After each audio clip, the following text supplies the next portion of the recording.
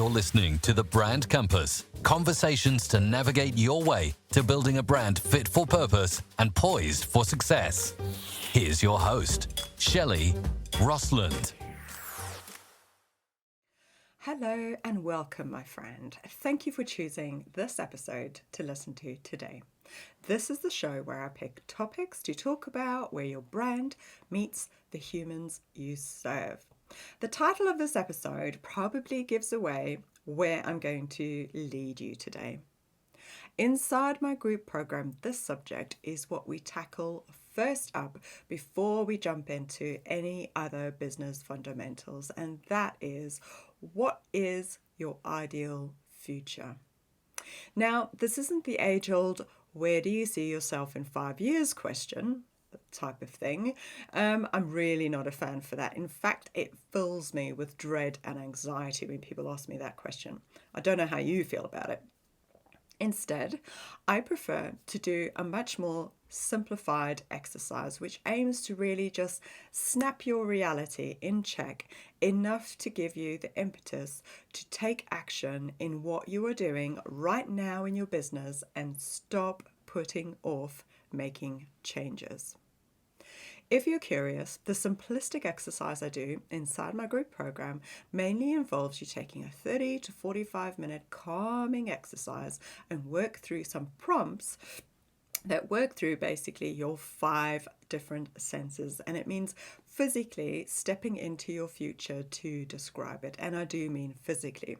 So what we do is we take 2 A4 pieces of paper, one that says present on it and the other that says future, so that you can physically step onto your future in order to describe it, and then you can return back to your present to actually talk about what you need to do to alter about what and how you are doing what you are doing today to support re-engineering your business model to bring about that future that you want.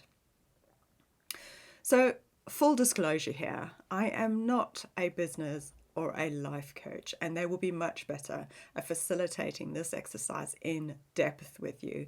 But for the purpose of my program, I worked with one of my professional coaching friends to help me just build a really simple way to help the participants to just open their mind up to what would float their boat in their future. And my goal is for them to just dig into what their utopia or perfect future feels like, so that we can come back to the present day and work on engineering the business they need to have now in order to make that future possible. So why do I think this is an important step? Well, because for micro businesses, it's crucial to stay focused and be efficient with where you spend your time and attention, much like every other business and every other business model. However, it's even more important for micro businesses because you have just you or only a few people to hand and less resources to maximize your output. I'll also add to this by saying that as a micro business, your business is very much a part of you. It's a part of your life, it's a part of your day-to-day, and the line between work and home is quite fine and sometimes is non-existent. So how you shape your business to function severely and seriously impacts your work and your personal life on a day-to-day basis. All right, so I've brought home the importance. Now let's relate this to you as a subject matter expert or a knowledge worker who is no doubt deep in servicing your clients day in and day out. Perhaps you're grappling a bit with what I'm trying to share with you today and can't quite get where I'm going with this utopian future. Or perhaps you're a real pragmatist and you can't really visualize something that doesn't exist yet, and you take your planning month to month or year by year. I get it. So maybe I can give you another way to approach this, because I'm chatting to you now and in your ear. Maybe we can do a quick exercise together. So if it's safe to do this, close your eyes, or at the very least, Center yourself to listen closely and ignore everything else around you to listen to my voice. Let's do that now. Picture yourself standing in a field. No one is around. You are alone and completely safe. The sun is shining. You can feel the warmth of the rays on your skin. The field is green and lush and as flat and as far as the eye can see. Look down. You're standing in a small patch where the grass is worn away and there's some bare sand.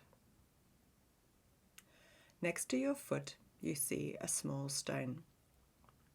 Pick the stone up and look at it closely. The edges are fairly smooth and it's a gorgeous mix of greys and browns. Now close your hand with the stone in it and look up. Pick a direction and with all of your might, throw the stone in that direction. Make sure you see where it lands. Now, you have 2 points of distance, the place where you're standing now and the spot where the stone has landed, which is some distance away from where you're standing. The sandy, grass-free place where you are standing is your present, and the spot where the future has landed is your future. Now I want you to slowly walk towards your future spot. Now the future is as far or as close as in your mind as you want it to be. It could be 2 years, it could be 5 years, it could be 10. It's completely up to you. Once you're in your future spot, take a slow, calming, deep breath. Breathe in and breathe out. And loosely hang your arms to the side of your body. Let's focus on what that future looks like for you. Take one more deep, calming breath in and out. And quietly answer these questions for yourself. Try to just go with whatever comes into your mind and avoid over-analyzing. How far in the future are you? If you look around you, what do you see? What can you hear? How do you feel? What can you smell? Is anybody with you? Are they beside you? Are they in front? Are they behind you? Or are they all around you? I'm going to bring you back now really slowly and ask you to quietly return to the sandy spot on the grass. You are back now to your present. Now, you've had a glance into your future. What exactly is it about that future that is tantalizing for you, or that calms you, or even excites you? When you jump off this episode, maybe just spend 20 minutes thinking about it, feeling it, maybe re-listening to that audio and my question prompts, and maybe pausing in between to give you a little extra time. But really close your eyes and really get soaked up in describing the future that you see. What I'm hoping for is that it will secure in your mind very clearly where you are trying to get to. And at first it may not feel very solid and you may feel a little self-conscious. Like you can't exactly answer all of those prompts or all of those questions I put to you. But I promise you, once you start that process, it's like opening up a little treasure box in your brain, and I call it the little possibility treasure chest, that once you crack the lock on that chest, things will start to flow, and I promise you, it will all just start to rocket from you as to what you really want. As a knowledge worker, you are in your head a lot of the time. So sometimes it can feel a little tricky to snap out of your logical cerebral pathways to focus on something that doesn't exist yet and is perhaps a little ethereal. I get it. I tackle this a lot for myself. But what works for me is I try to perhaps take myself into a different space from where I normally work. Sometimes my change of environment kickstarts my brain to realize that I'm going to do something different. I like to find a nice hotel or pub or restaurant or even a library that has a very cozy and inspiring interior that gives me a little flutter of, ooh, this is nice. I grab something to drink and I get some nice nibbles, pull out my notebook, and then I just let things flow through my pen. Basically, my tip would be to just try and pull out the most important bits about that ideal future that really stand out for you and just jot them down and try and be specific where you can be. Your next important step is to look at where you are right now in your business and your working lifestyle and zoom in on the elements that need to be altered, adapted, or changed to help you get close to that future you now know that you want.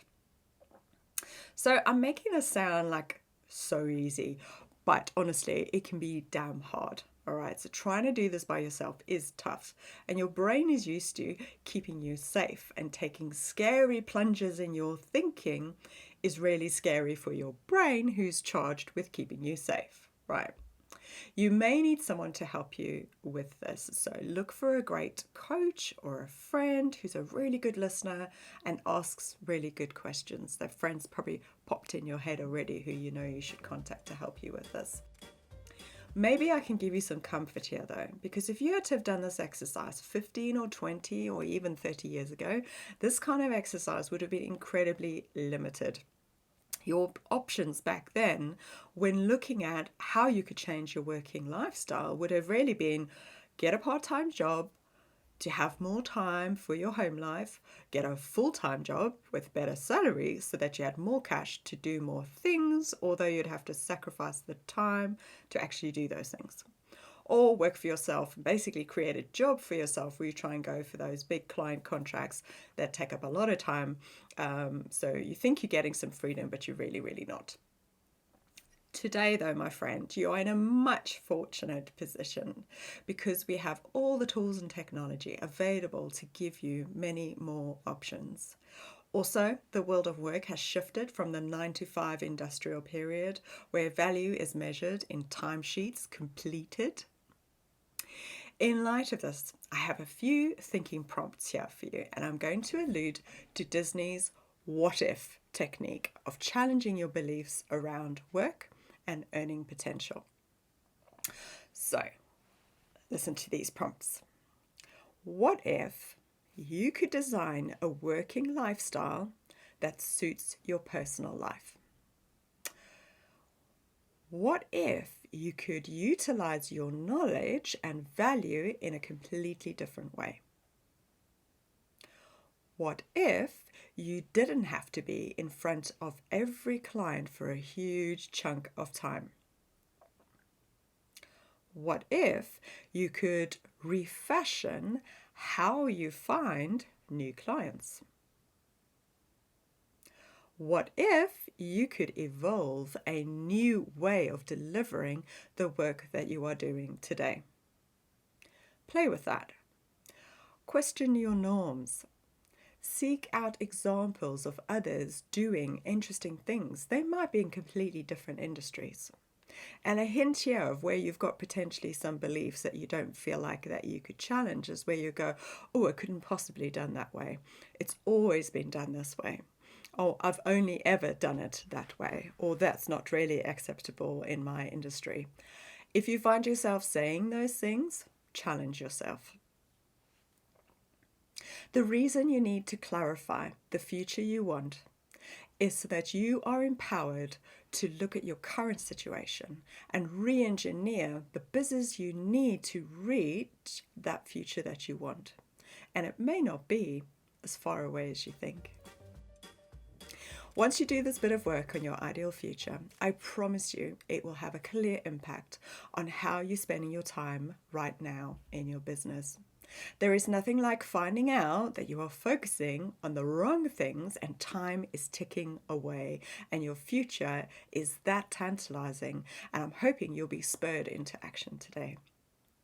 I'd love to know the way that I've explained this makes a difference for you. Did it finally make you think, oh damn, she's right, I'm wasting precious time pandering to clients I don't want and living a work life that fills me with angst? If it did, yay.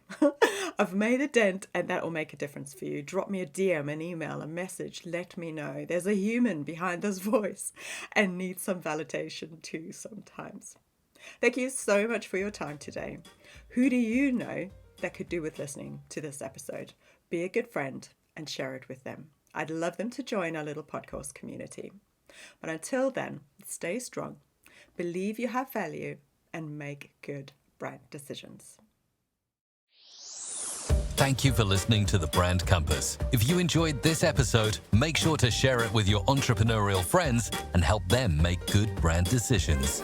Until next time, let's keep the conversation going at 𝗬𝗪Rostlund.com.